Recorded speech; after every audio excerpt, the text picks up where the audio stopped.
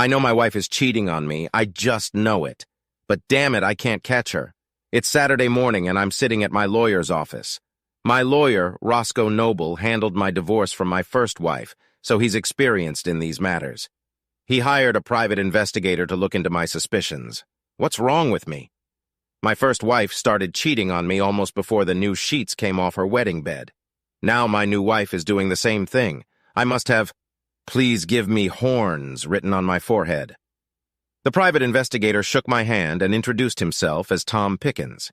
He was a slightly overweight, short man in khaki pants and an unassuming polo shirt. He was unremarkable and would never stand out in a crowd. Probably a good trait for a private investigator. We all sat down. Roscoe said, "Okay, Tom, tell us what you found." Tom cleared his throat. "Yes, sir, Mr. Noble. I started working on the case Monday morning, right after we talked.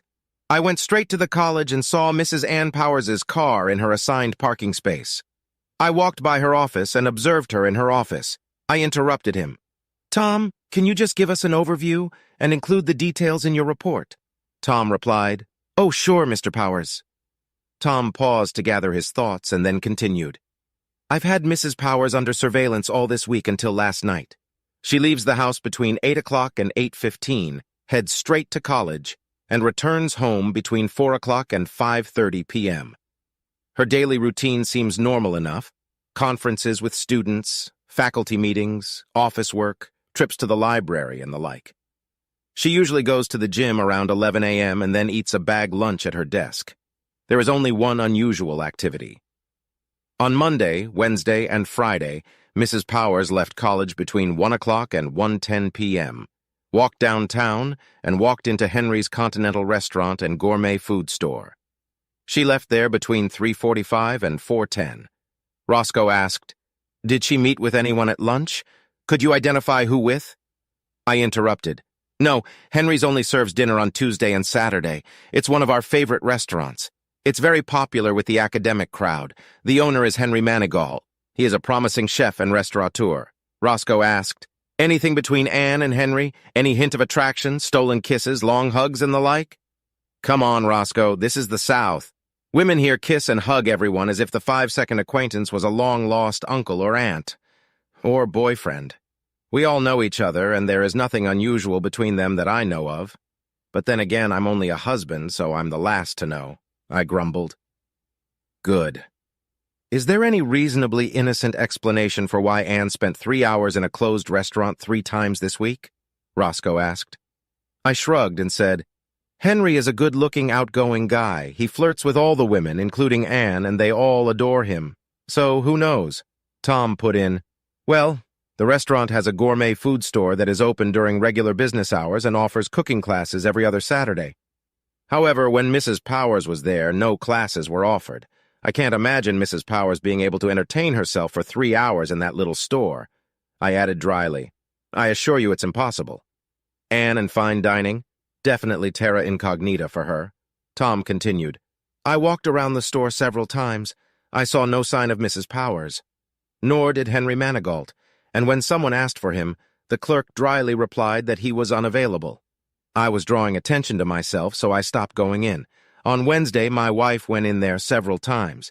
She didn't see Mrs. Powers either. I also charged the usual rates for my wife's time." Roscoe said, "That's fair, Tom, no problem. What else do you have?" Tom sighed. Roscoe said, "Not much. It's a complicated case. Mrs. Powers must be the most skillful wife-cheater I've ever encountered." "Oh, I'm sorry, Mr. Powers. I just waved for him to go on." Tom continued, "My wife is doing an electronic investigation and has been checking the contacts of both Mrs. Powers and Henry Manigault. She hasn't been able to find anything worthwhile on either of them. Henry is single and has had 1 or more girlfriends on a regular basis. But there is nothing scandalous about it. Although we have no information about his current girlfriend, he's definitely upbeat and cheerful. Apparently he hasn't had any affairs with married women, at least we couldn't find anything. Henry uses an online dating service, but a lot of singles do. Lately he's stopped socializing there. Mrs. Powers' electronic footprint is as clean as freshly fallen snow. We ran her financials. No new credit cards, no personal loans, no problems the credit scoring companies might have had. No public record. Except that Mrs. Powers had a speeding ticket 4 years ago. Clean, decent history in every respect. Roscoe looked at me. I said, I did the homework you asked for. I went through 3 months of credit card payments and phone records. Nothing that I couldn't explain. I checked her cell phone while she was napping. No strange messages. No strange calls to unexplained numbers. Nothing on her home computer or her regular or university email accounts. I have all her passwords. She always mixes them up and has to ask me to remind her. She's a history major, not a technology major. I didn't find anything suspicious. Roscoe sat with his lips pressed together. Finally, he said to me, Jim, what I'm saying is that maybe you're just paranoid. That's understandable after your experience with your first gold-digging wife. I really like Anne. You two seem like the perfect couple. But this restaurant thing is very suspicious. I guess things aren't always what they seem. I sighed. It doesn't make any sense. Who would have sex for hours in a closed restaurant? Getting a hotel room is a hell of a lot more convenient. Or go to his house, he's single. The whole restaurant thing just sounds dubious. Roscoe suddenly began rummaging through a folder full of papers that looked like an accordion. After a minute, he said, Yeah, I might have something. Tom told me about Henry's restaurant visits on Wednesday night. I asked the paralegal to check everything I could find in the courthouse and city records on Henry. Here is Henry's application for a building permit, a 5-year-old application that includes a layout for remodeling the old Johnson's department store into his current restaurant. Roscoe turned over 2 sheets of floor plans so Tom and I could see them. He continued, Here's the first floor, the cooking store, restaurant and bar, restrooms, kitchen area, and storage. On the second floor is a large classroom, restrooms, storage area. And here, in the back, is an area designated as a studio apartment with its own bathroom and shower. We silently looked at the plans that showed the studio apartment. I said, Well, chefs have been known to work long hours.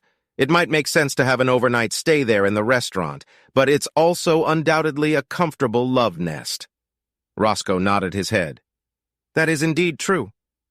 After a pause, he continued, Jim, I'm afraid Anne is messing with your head and entertaining Henry between the sheets. There's no use in gilding the lily. Tom, keep watching. Jim, keep your eyes and ears open on the home front. Anne is a sharp little thing and hides her handkerchief better than most others. She'll make a mistake. They always do. Then we'll nail her just like we nailed your first wife. On the way home, my head was splitting. With my first wife, I think I can understand her cheating. We got married too soon and too fast. She was studying art in her last year of college when we got married. A beautiful girl. She was also a self-centered social girl, not to mention she definitely expected to be high maintenance when she became a wife. As for me, I came from a simple construction family. I majored in civil engineering and was working on my MBA when we got married. My dad was drafted to Korea, was an Army engineer, came back and enrolled at Clemson through the Army draft. He then scraped together enough money to buy a concrete plant and made a small fortune in the post-war boom years. I realize now that my first wife saw me as a dollar sign, not a lifelong partner. She got more in the divorce than she ever could have gotten with her Bachelor of Arts degree. Dad had a stroke a few years ago and ended up taking over the concrete company. I brought modern engineering and business practices to an already successful company. We grew, and now we're pretty darn rich. My sister went to law school, and with all the construction litigation and the inevitable involvement in our cases, she became a pretty rich construction law guru in her own right. My first wife must be berating herself for not being more prudent and waiting until a more lucrative financial plum grew on the marriage tree. But my current wife, Anne, I just can't believe she's unfaithful either. We've been married for a little over 2 years now. She's 8 years younger than me, but she's an intelligent, mature woman with a good head.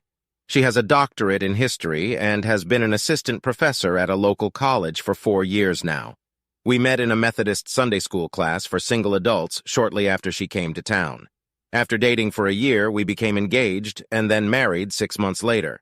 We had a nice time, got to know each other, met each other's friends and families. We did everything right. Heck, I swear my family likes her more than me. Anne is my best friend, the sex is great, the family is friendly. I actually do all the cooking because Anne, God bless her, is a terrible cook. She has wasted her time becoming an academic muse rather than a domestic goddess. In January, Anne finished her book on the colonial warfare of the Yamasee Indians. We all expected it to be a typical bore from an academic history professor. I read this book as my marital duty and was blown away. Anne has a gift for telling a story as if it were a novel and bringing that long-ago tragedy to life. I read the whole thing in a Saturday. Holy crap, it's great. The professional and popular press has also liked the book. Anne has been interviewed by NPR and several local TV stations. She's even been invited to several book awards, and she's doing a lot of book signings and speaking engagements. Anne is over the moon about the success of her book, but she earned it with hard work. She jokes that when all the royalties are totaled, she'll produce the book for less than half the legal minimum wage. Nevertheless, the book and its professional and popular reception were a major factor in Anne's expected promotion to associate professor, perhaps next year or just afterward. But having been burned by milk, I'm blowing on water as well. Anne exhibits the classic signs of a cheating wife.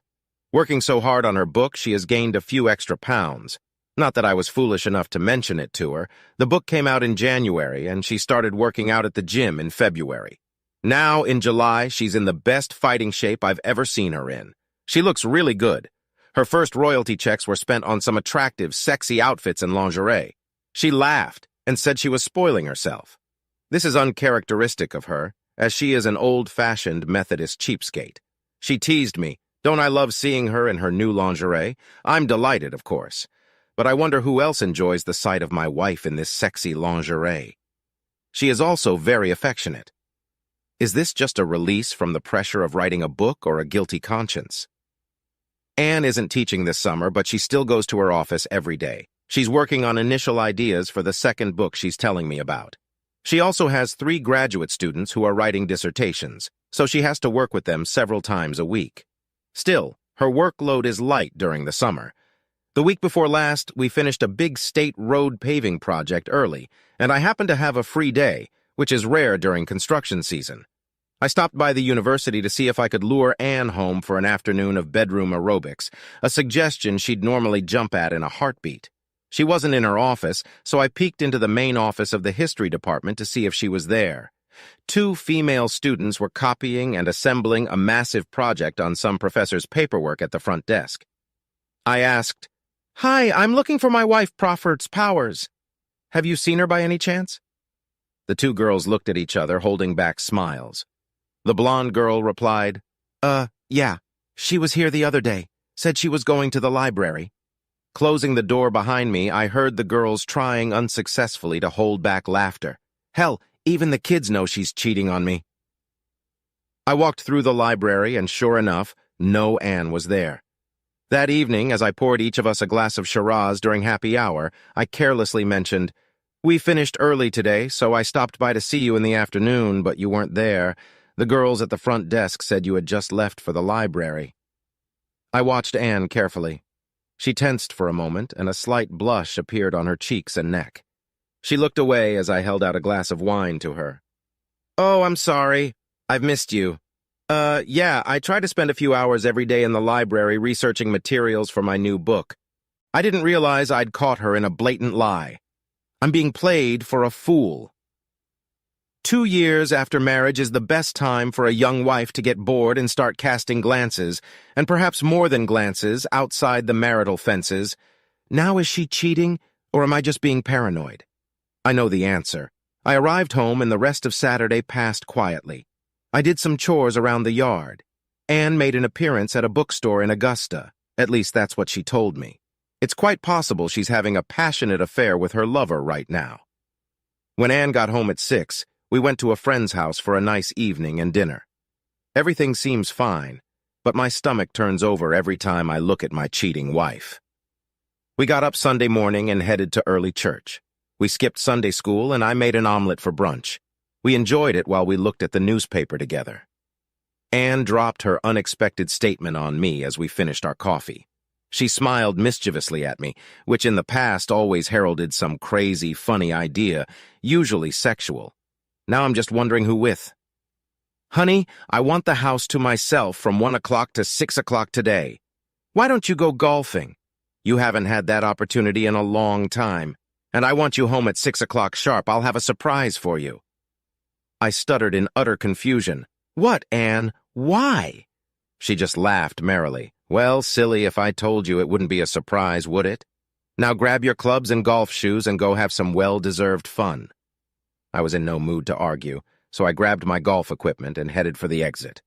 On the way to the country club, I called Tom on his cell phone and assigned a private investigator to watch the house until I got back.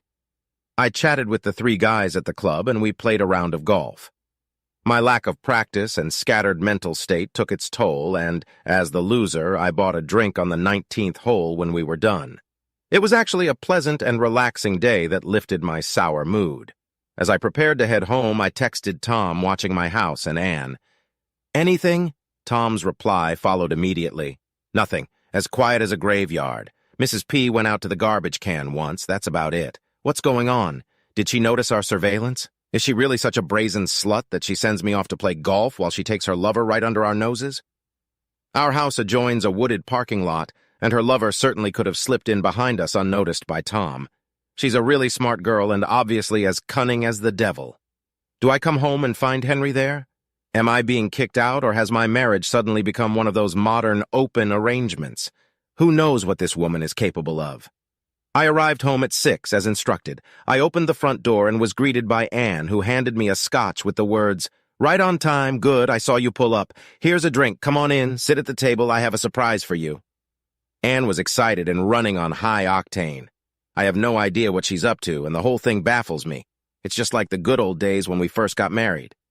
She nudged me toward my seat at the table. The table was set with our finest silver and china with red wine already poured into our crystal. The candles on the table were lit, creating a festive mood in the room. At least there was no third seat at the table. "Stay here and enjoy your scotch." Anne rushed into the kitchen. I couldn't imagine what my crazy wife was doing. She returned 5 minutes later carrying plated plates that were accompanied by a delightful aroma. Despite my suspicions about Anne, I couldn't help but laugh. "What the hell are you up to?" I said, as Anne quickly placed the plates of food on the table. Anne took the lid off my plate, struck a pose, and said, "Voilà, bœuf à la bourguignonne," with perfect French pronunciation. "Julia Child says this is the most delicious beef dish ever made by man." "Did you cook it?" "No way," I said, laughing. "Anne can't cook a hot dog, let alone French haute cuisine." "But I cooked it," Anne exclaimed, pouting her lips pretentiously. "Henry Manigault is giving me cooking lessons this summer." "What?" was my stunned reply. As Anne quickly handed out the food, she chatted cheerfully. Henry's niece, Jean, was working with us on her master's thesis, and her supervisor suddenly had to take a leave of absence for chemotherapy. I picked the girl up at the last minute and worked with her on her thesis. Anne was quiet for a while. She really is a sweet girl. Anyway, we had to scramble, but we got it all done and got through the system. She graduated right on schedule last May. Henry came up to me at graduation to thank me for helping his niece. He said he overheard you all teasing me at the restaurant about how I couldn't cook. Said he'd like to give me cooking lessons as a thank you for helping Jean. Anne shrugged her shoulders and continued chatting. "I have some free time in the summer, so I went to his cooking classes at his restaurant a few times a week. It was a little intimidating at first, but it's actually a lot of fun. This dinner is my debut into the culinary world. I should call Henry later and let him know how it went. If you like it, he's willing to keep practicing and is going to greatly expand my knowledge of the art of haute French cooking. How about that? I do have the wife I've always hoped for. Now she can cook on top of that."